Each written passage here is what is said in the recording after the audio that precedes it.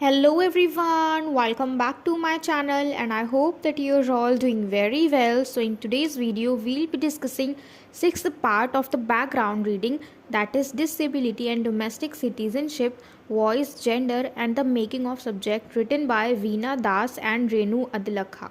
तो इस वीडियो में हम जो डिसेबिलिटी और इम्पेयरमेंट के जो कंसेप्शंस होते हैं उसको एग्जामिन करने वाले हैं। इन दोनों की जो हमारी राइटर है वीना दास और रेनू अदलखा, इनके री इमेजिनिंग के थ्रू, ठीक है, किस तरीके से ये दोनों अपनी अपनी स्टोरी में इमेजिन करते हैं कि कोई ऐसा इंसान है जो डिसेबल्ड है तो उनके साथ कैसा बिहेव किया जाता है। तो हम इस पूरी वीडियो को शुरू करें उससे पहले हम इन दोनों ऑथर्स को अच्छे से जान लेते हैं। सबसे पहले है Veena Das. She is a professor of anthropology at the Johns Hopkins university.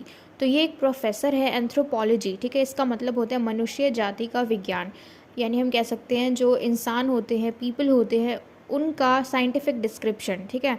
और ये एक प्रोफेसर है कहाँ पे? जॉन्स हॉपकिंस यूनिवर्सिटी में, एंथ्रोपोलॉजी की। And her areas of theoretical specialisation include the anthropology of violence, social suffering and the state. तो इनका जो थियोरिटिकल स्पेशलाइजेशन है ये किन किन चीज़ों को इंक्लूड करता है? Anthropology of violence, social suffering and the state. And she was born in 1945 in India, और इनका जन्म हुआ था 1945 में इंडिया में, ठीक है, यानी ये इंडियन है। फिर हमारी दूसरी ऑथर है Renu Adlakha. She is a professor at the centre for women's development studies, new Delhi. तो ये भी एक प्रोफेसर ही हैं जैसे कि वीना दास थी, और कहाँ पे है? वुमेंस डेवलपमेंट स्टडीज़ में, जो कि न्यू दिल्ली में है, ठीक है, ये एक सेंटर है।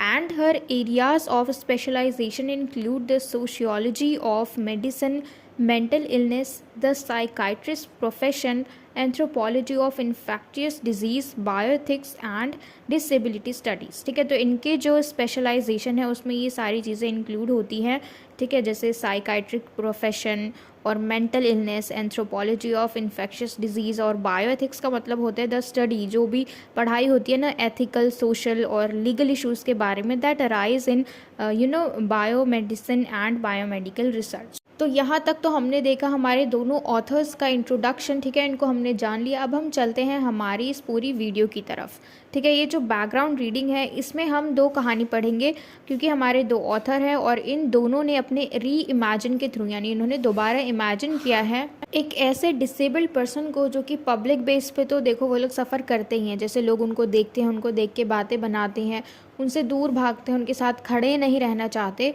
तो इस तरीके से वो लोग पब्लिक बेस पे तो सफ़र करते हैं, लेकिन उनके साथ जो घर के अंदर बिहेवियर होता है उसको भी हम इसमें देखेंगे, ठीक है। तो इसमें हम दो स्टोरीज़ देखेंगे। पहला जो कि वीना दास का है, जिसमें हम मंदिरा के बारे में पढ़ने वाले हैं, और दूसरी स्टोरी है रेनू अदलखा की, उसमें हम पुष्पा के बारे में पढ़ने वाले हैं, और ये दोनों ही डिसेबल्ड हैं, ठीक है। तो अब हम चलते हैं पहली स्टोरी की तरफ, जिसका टाइटल है visual marking the importance of face. तो चलिए अब हम फाइनली इस पूरी स्टोरी को शुरू करते हैं।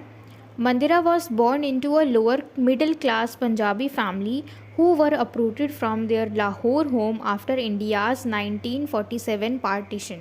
तो मंदिरा देखो, मंदिरा जो है इसका जन्म हुआ था एक lower middle class Punjabi family में, और जब 1947 में भारत का बंटवारा हुआ था तो इस वक्त इनका जो लाहौर होम है, यानी जहाँ पे ये लोग रहते थे, वहाँ से इनको हटना पड़ा, ठीक है। And her face was nearly half covered by a birthmark, but she was otherwise regarded as normal। और उसका जो फेस था, मतलब जो मंदिरा है उसका चेहरा जो था वो आधा कवर हो रखा था बर्थ मार्क से ही, ठीक है, यानी बचपन से ही उसका आधा फेस जो है वो कवर हो रखा था, उसके चेहरे पे कुछ दाग लगे हुए थे, लेकिन उसको नॉर्मल ही ट्रीट किया जाता था, ठीक है। Mandira had just married and had a kid, यानी मंदिरा की देखो अभी अभी शादी हुई थी और उसका एक बच्चा भी था। Mandira was the youngest of 3 siblings with 2 older brothers and a younger sister। तो मंदिरा जो है देखो, हम कह सकते हैं कि जैसे ये लोग 4 भाई बहन थे और उन चारों में ये सबसे छोटी थी।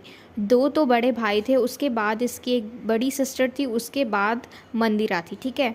The impact of her handicap on her marriage chances was the component of her impairment that worried her parents the most. और देखो जो उसका चेहरा है, यानी जो मंदिर है उसका फेस जो है जिस तरीके से बर्थ मार्क से ढका हुआ है, यानी एक दाग है जिससे उसका आधा चेहरा ढका हुआ है, ठीक है। तो उसके पेरेंट्स जो है इस बात से डरे हुए हैं, ठीक है। इस बात से बहुत ज़्यादा चिंतित है कि अगर उसकी शादी होगी तो इसका जो फेस है यही सबसे बड़ा प्रॉब्लम होगा, लोग उसको हैंडीकैप्ड बोल देंगे। मंदिरा's birthmark was viewed as a big disaster for her parents in the large kinship network, as most of her relatives thought it exceedingly improbable that she would find a suitable spouse। तो मंदिरा का जो birth mark है जो उसके face पे है उसको एक बिग डिज़ास्टर की तरह देखा जाता है, यानी बहुत ज़्यादा बड़ी प्रॉब्लम। ठीक है, जो उसका फेस पे बर्थ मार्क से ढका हुआ है उसको बहुत ही ज़्यादा बड़ी प्रॉब्लम की तरह देखते हैं वो लोग। और जो मंदिरा के रिलेटिव्स हैं वो लोग इसको देख के ये भी कहते हैं कि ये शायद ही एक अच्छा पति अपने लिए ढूंढ पाएगी, क्या पता इसको अच्छा पति ना मिले। ठीक है, तो वो लोग इस तरीके से बातें बनाते हैं उसके जो रिश्तेदार होते हैं वो। And Mandira was secretly married when she was almost 30 years old, considerably beyond the age at which a female is deemed marriageable. तो देखो, जब मंदिरा 30 साल की हुई तो उस वक्त इसकी शादी सीक्रेटली करा दी गई। ठीक है, यानी 30 साल की उम्र में जो लड़कियां होती हैं उनकी शादी हो चुकी होती है और उस वक्त इसकी नई नई शादी कराई गई, लेकिन सीक्रेटली। तो देखो, मंदिरा की शादी सीक्रेटली करा दी गई, लेकिन किससे करा दी गई? तो ये जो लड़का है ये इसके ब्रदर का दोस्त है, यानी जो मंदिरा है उसके भाई का दोस्त है, जो कि एक वाइट कॉलर एम्प्लॉय है। वाइट कॉलर एम्प्लॉय का मतलब होता है जो लोग अच्छे से मतलब वाइट शर्ट टाई और पैंट लगा के काम करते हैं, उस तरीके से। ठीक है, एक बड़े से बिजनेस में, एक फेमस जो कंपनी है उसमें वो लड़का काम करता है, लेकिन वो डिफरेंट कास्ट और रिलीजन से है। And he looked to be a regular visitor to the house with a bright future ahead of him, but no one knew anything about his parents। तो देखो, ये मतलब एक तरीके से हम कह सकते हैं कि ये रेगुलर विजिटर था, यानी उनके घर पे हर रोज़ आना जाना लगा रहता था इसका, और इसका जो फ्यूचर था वो अच्छा था। यानी हम कह सकते हैं उसको देख के कि सब कुछ अच्छा है, उसका जो फ्यूचर है उसमें हर चीज़ अच्छी है, लेकिन उसके बारे में किसी को भी कुछ भी पता नहीं था, ना ही उसके पेरेंट्स के बारे में। Instead of throwing a party, Mandira's parents simply sent boxes of sweets to her closest relatives, along with a notification that the groom's family would be unable to attend the wedding and that he desired a civil ceremony। तो देखो, मंदिरा की शादी जो है वो secretly करा दी गई, लेकिन रिलेटिव्स का तो पता ही है सबको, है ना, वो लोग ताका झाकी करते ही हैं।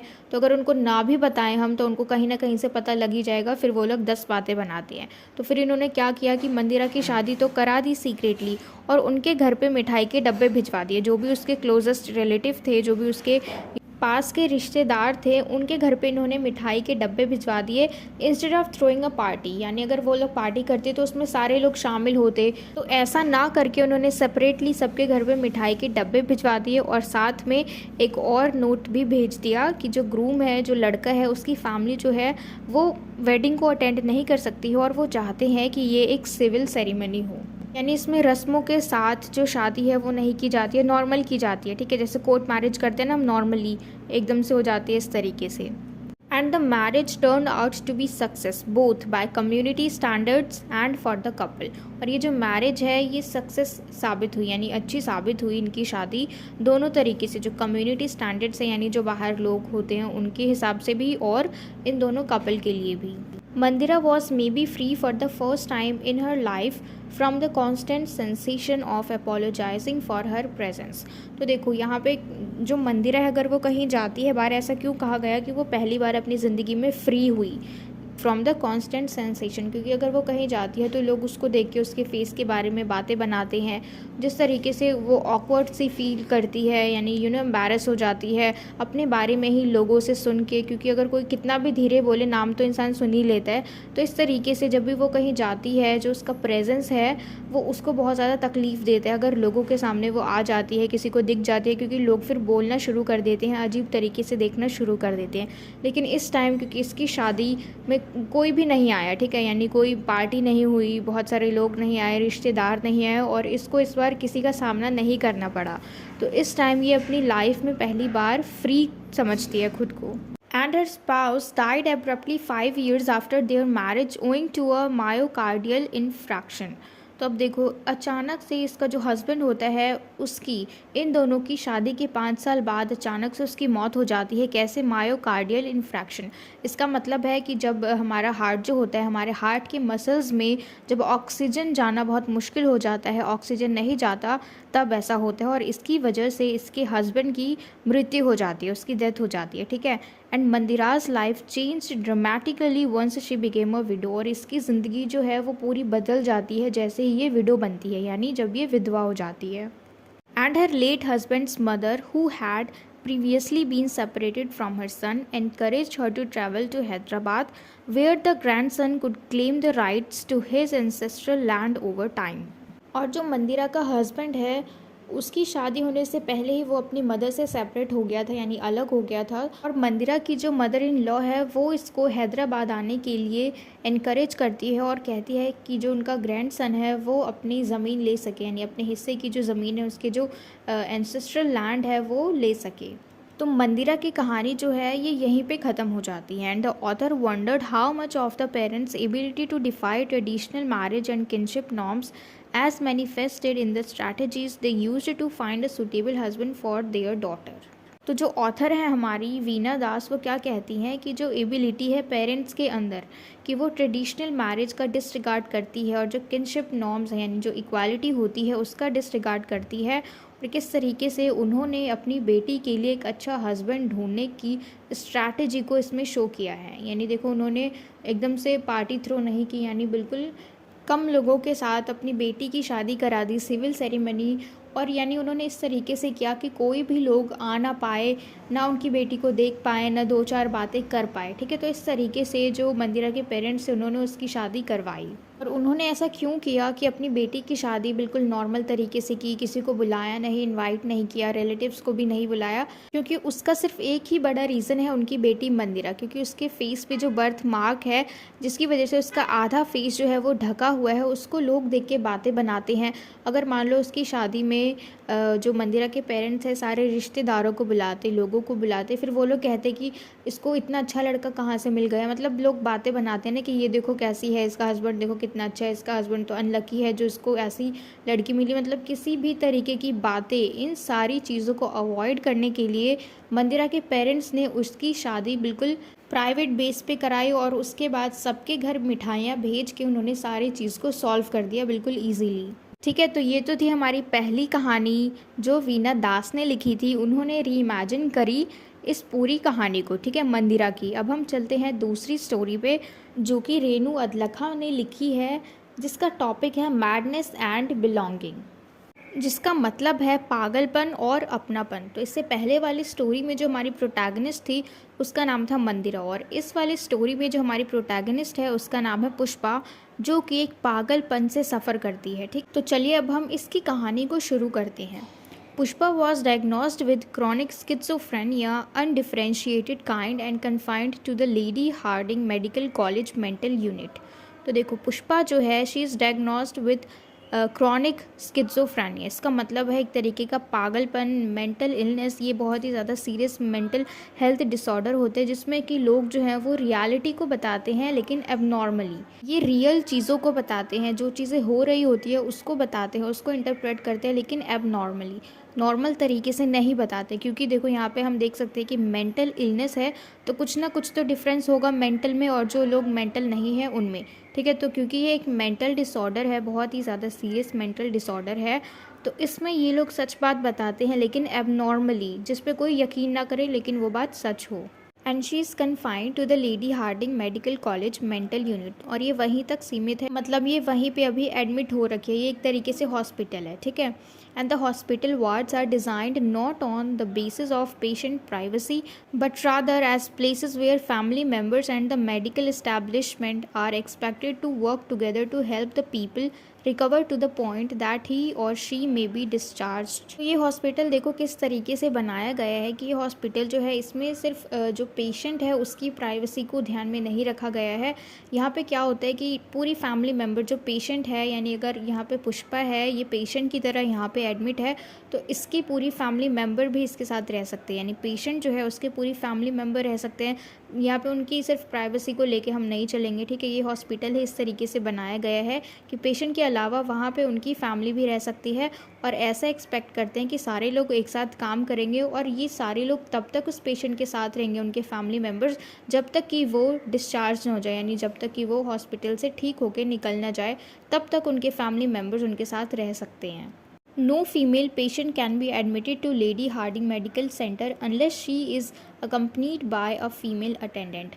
अब यहाँ पे देखो, जो फीमेल पेशेंट है वो अकेले नहीं रह सकती जब तक कि उसके साथ कोई फीमेल अटेंडेंट ना आ जाए, ठीक है, यानी अकेले रहने ही नहीं देंगे उन पेशेंट्स को. Because Pushpa had no female attendant, hospital's need was addressed by employing a private maid. तो पुष्पा जो है वो पेशेंट तो है इस हॉस्पिटल में, लेकिन इसके साथ कोई भी फीमेल अटेंडेंट नहीं है, ठीक है, यानी कोई भी फीमेल हेल्पर नहीं है या फिर जो इसके साथ रह सके, कोई भी ऐसा नहीं है. तो जो हॉस्पिटल है उसके नीड्स क्या है, उसके जो बेसिक रूल्स हैं वो क्या है कि हॉस्पिटल में जो भी पेशेंट है उसके साथ कोई एक इंसान होना चाहिए या फिर उसका फैमिली मेम्बर होना चाहिए. लेकिन पुष्पा के पास कोई भी नहीं है तो इसको एक प्राइवेट मेड रखना पड़ेगा अपने साथ, ठीक है. Pushpa received a differential diagnosis of schizoaffective disorder after admission and observation based on her excessive talking, singing and grandiosity. तो अब देखो पुष्पा जो है इसको, क्योंकि देखो डिसऑर्डर है, ठीक है, स्किज़ोफ्रेनिया का, और इसी की वजह से अब इसका जो बिहेवियर है बहुत ही ज़्यादा अजीब हो चुका है. शी इज़ टॉकिंग, मतलब एग्जेसिव हो चुका है, बहुत ज़्यादा बोल रही है, बहुत ज़्यादा गाना गा रही है. उसका जो बिहेवियर है ये बिल्कुल पागलों वाला हो चुका है, ठीक है. और ये किस चीज़ का असर है, स्किज़ोफ्रेनिया का.